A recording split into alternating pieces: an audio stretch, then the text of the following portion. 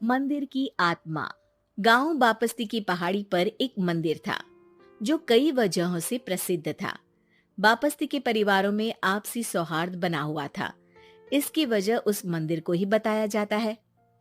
अरे ओ विमला, ये इस मंदिर की कहानी क्या है रे? अरे ये मंदिर इस गांव के लिए बहुत ही शुभ है। अरे शुभ तो है, तो फिर भी लोग इस मंदिर से दूर क्यों रहते हैं? ये इतना वीरान क्यों रहता है?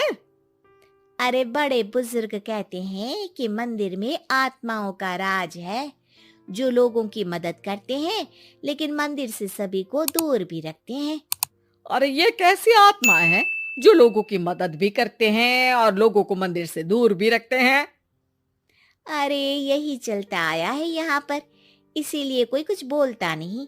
क्योंकि जिसके घर में कोई भी परेशानी होती है तो बताते हैं कि इस मंदिर से उन्हें मदद मिलती है। अरे वाह, ये तो अच्छी बात है। तभी इस गांव में इतनी खुशहाली दिखती है। तभी बाहर किसी की चीखने चिल्लाने की आवाज आती है। दोनों बाहर निकलती हैं तो देखती हैं कि गांव के एक बुजुर्ग रो रहे हैं क्योंकि शहर से उन्हें कोई बुरी खबर मिली है। अरे क्या हुआ चच्चा, रो क्यों रहे हो आप? हाँ चाचा, बताओ ना, हुआ क्या? अरे क्या बताऊं बेटे, मेरा बेटा शहर गया हुआ था कमाने, लेकिन आज खबर मिली है कि उसका एक्सीडेंट हो गया। वो अस्पताल में भर्ती है।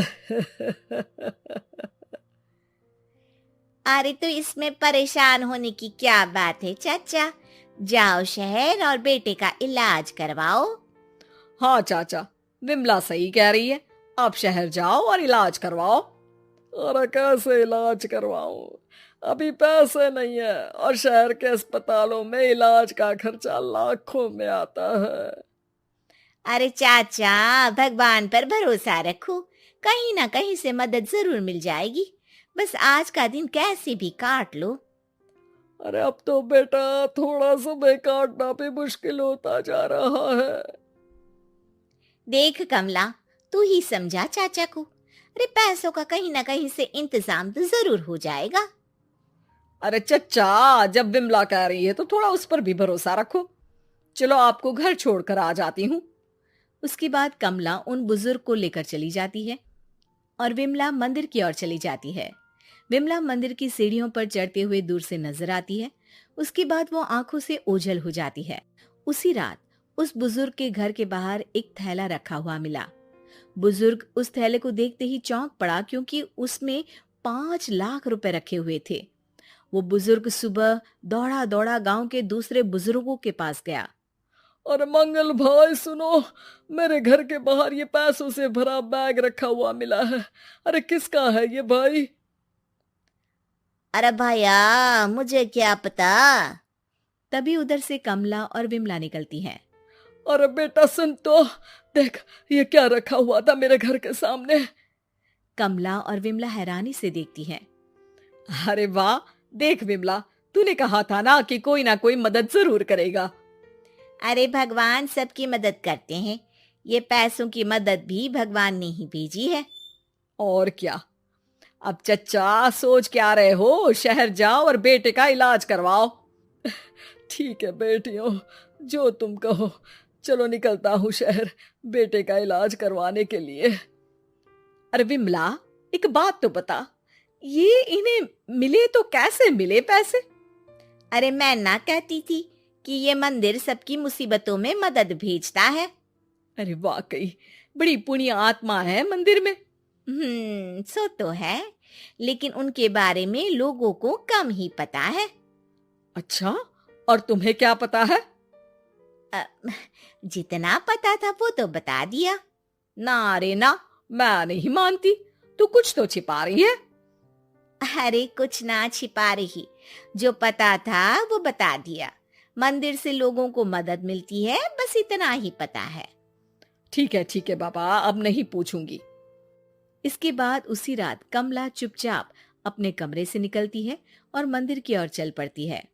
कमला धीरे धीरे मंदिर के दरवाजे पर पहुंचती है। अंदर से हल्की हल्की रोशनी आ रही थी। इसके बाद जो वो देखती है वो हैरान रह जाती है।